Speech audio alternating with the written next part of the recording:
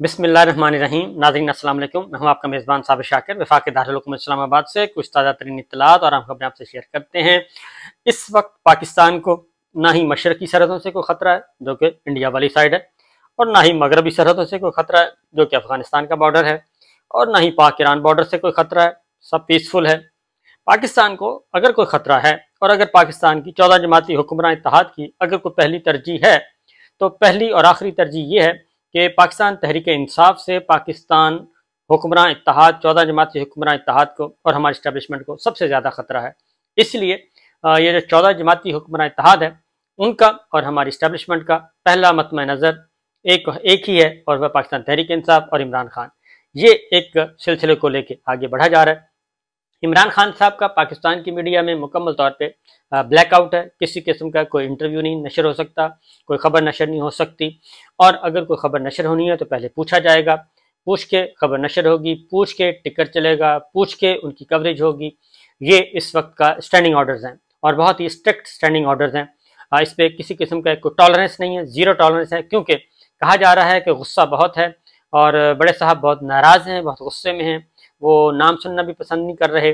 तो बहरहाल ये चीज़ें एक तरफ, क्योंकि ये हुआ क्या है, वो यही है कि जब कम्युनिकेशन गैप होता है तो कम्युनिकेशन गैप का मामला फिर इसी तरीके से होता है और उससे फिर थर्ड पार्टी फ़ायदा उठाती है, और ये बड़ी स्ट्रेटजी तरतीब दी गई है और ये एक्सपोज होनी है। ये बात आपको बता दूं कि पाकिस्तान तहरीक इंसाफ और हमारी अफवाज पाकिस्तान ये एक दूसरे से जुदा नहीं हो सकते। ये इन्होंने आपस में मिलना तो है, लेकिन कितने नुकसान के बाद इन्होंने आपस में मिलना है और कितने नुकसान के बाद ये एक दूसरे के सामने आमने सामने बैठेंगे और बातचीत करेंगे, इस पे ज़रा तशवीश हो रही है।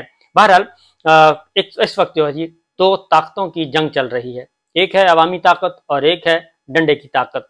डंडे के जोर पे माजी में जितने भी इक़दाम उठाए गए वो कामयाब करार पाए। बड़े बड़े तगड़े तगड़े हुक्मरान जो हैं वो उड़ा के रख दिए और पाकिस्तान की तारीख भरी पड़ी है और कोई भी मिलिट्री एस्टेब्लिशमेंट के सामने खड़ा ना हो सका। लेकिन वो वक्ती तौर पे तो आप कह सकते हैं कि कोई खड़ा ना हो सका, लेकिन इन द लॉन्ग रन हमारी एस्टेब्लिशमेंट को कामयाबी नसीब नहीं हुई, बल्कि हर जो स्टेप उन्होंने उठाया वो चंद साल के बाद उन्होंने वो स्टेप वापस लेना पड़ा और यू टर्न लेना पड़ा।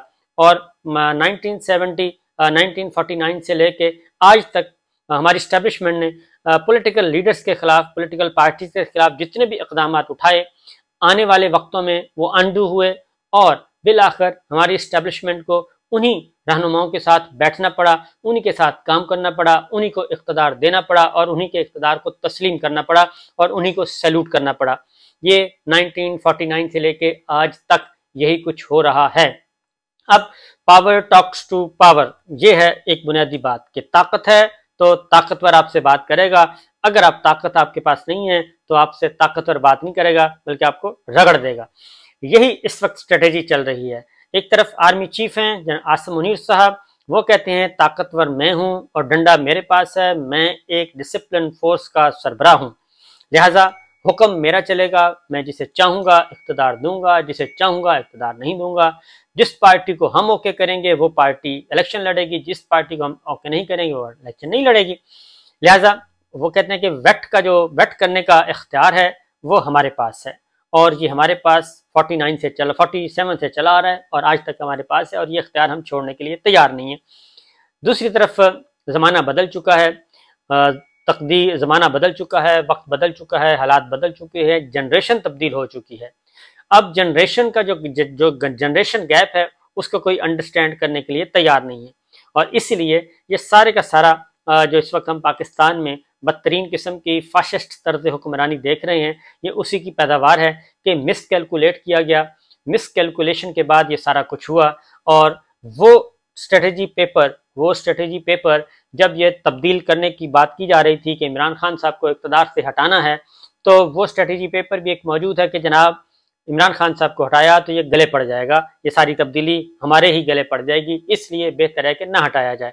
लेकिन चूंकि ताकत है, ताकत का नशा अपना ही होता है, اور باجوہ صاحب نے چونکہ ایکسٹینشن لینی تھی، ان کا اپنا پلان تھا، اس پلان کے اکارڈنگلی انہوں نے ایک کہانی چائنا کو سنائی، ایک کہانی امریکہ کو سنائی، ایک کہانی رشیا کو سنائی، ایک کہانی شہباز شریف کو، ایک کہانی زرداری صاحب کو، ایک کہانی نواز شریف صاحب کو سنائی۔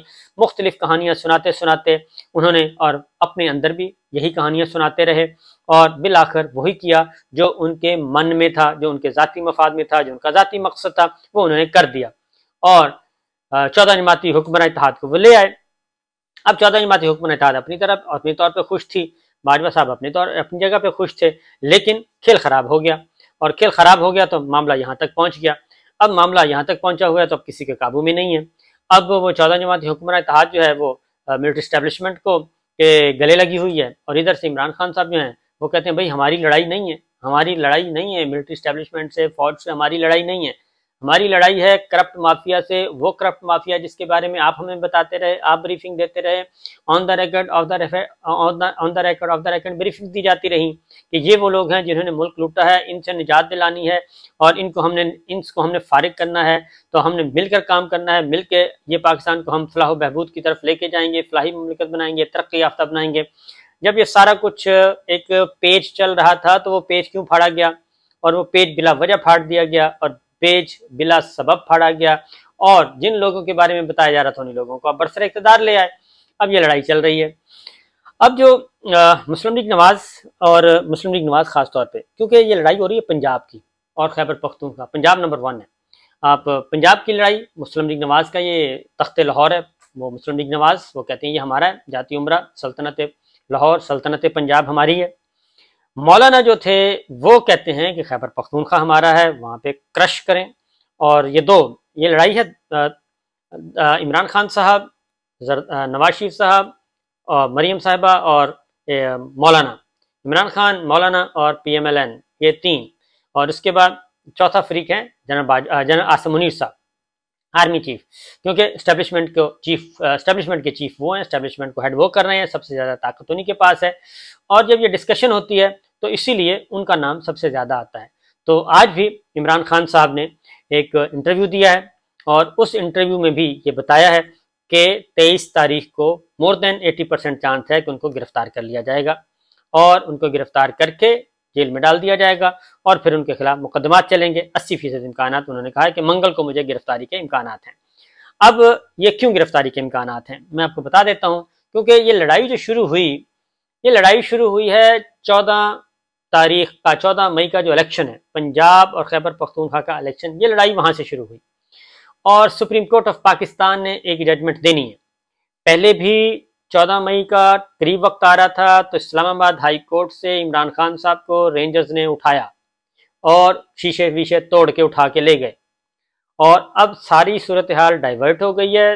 اب پورا ایونٹ کیا ہے، اسٹریٹجسٹ دیکھیں، یہ اسٹریٹجی ہے۔ پورا ایونٹ کہاں جا رہا ہے، پورا ایونٹ اب ہو گیا فوکس کور کمانڈر کے گھر کے دروازے توڑنے پہ، سارا میڈیا اور سارا کچھ اسی پہ لگا دیا ہے۔ مین ایونٹ جو ہے وہ سائڈ پہ رہ گیا ہے۔ مین ایونٹ ہے بھائی 14 مئی کا حکم نہیں مانا، جو فیڈرل گورنمنٹ ہے وہ توہین عدالت کی مرتکب ہو چکی ہے، کابینہ مرتکب ہو چکی ہے، اور وہ لوگ بھی مرتکب ہو چکے ہیں توہین عدالت کے جنہوں نے سپریم کورٹ آف پاکستان کے فل بینچ کو ایک بریفنگ دی تھی، اور اس بریفنگ میں بتا دیا تھا کہ سیکورٹی کی سچویشن ہے، ہم انتخابات سیکورٹی نہیں دے سکتے۔ وہ سارے کا سارا بھی الٹ پڑ گیا۔ اب یہ ہو رہا ہے بنیادی طور پہ، تو 23 تاریخ کو ڈیٹ فکس ہے، وہی کیس فکس ہے 23 مئی کو، کہ جناب سپریم کورٹ آف پاکستان کا فل بینچ بیٹھے گا، اس میں پوچھا جائے گا 14 مئی الیکشن کہاں گئے۔ چیف جسٹس پھر کہہ چکے ہیں کہ 90 دن کا مطلب 90 دن، ہم نے آرڈر پاس کرنا ہی کرنا ہے۔ اسی دن پھر 23 تاریخ کو عمران خان صاحب کی گرفتاری کا معاملہ، کیونکہ اس کا ریئیکشن آنا ہے۔